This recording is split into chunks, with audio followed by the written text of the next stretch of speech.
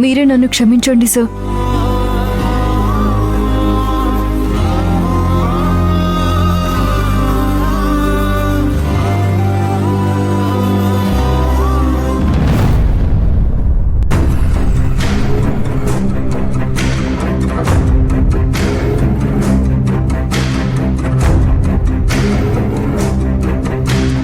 అన్నా నమస్తే. కూర్చో తమ్ముడు. ఏంటన్నా ఎవరూ లేరు, మీరొక్కరే ఉన్నారు?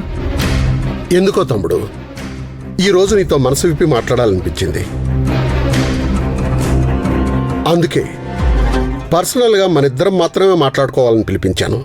మంజుని వాళ్ళ స్టేషన్ దగ్గర డ్రాప్ చేసేది కూడా క్యాన్సిల్ చేసుకుని వెంటనే వచ్చేసానన్నా. థ్యాంక్ యూ తమ్ముడు. రాజకీయాల్లో ఇంత కరెక్ట్గా ఉంటే తప్పకుండా ఏదో ఒక రోజు నువ్వు ఎంతో ఎత్తులో ఉంటావు. ఏంటన్నా ఏ విషయం గురించి మీరు మాట్లాడడానికి పిలిపించారు?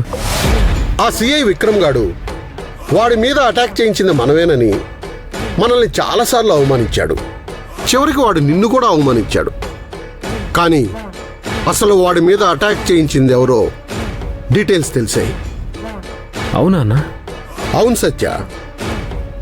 ఇప్పటి వరకు ఏ ఆధారాలు లేకుండా వాడు మనందరి మీద తోక దిగిన కోతిలాగా ఇష్టం వచ్చినట్టు వాగాడు.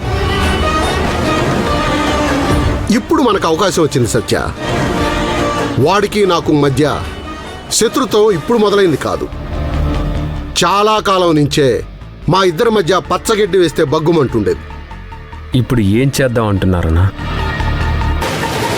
ఏ క్షణాన్నైనా చిరిగిపోయే అతుకే ఈ బ్రతుకని ఆ సిఐ విక్రమ్ గాడికి తెలియడం లేదు.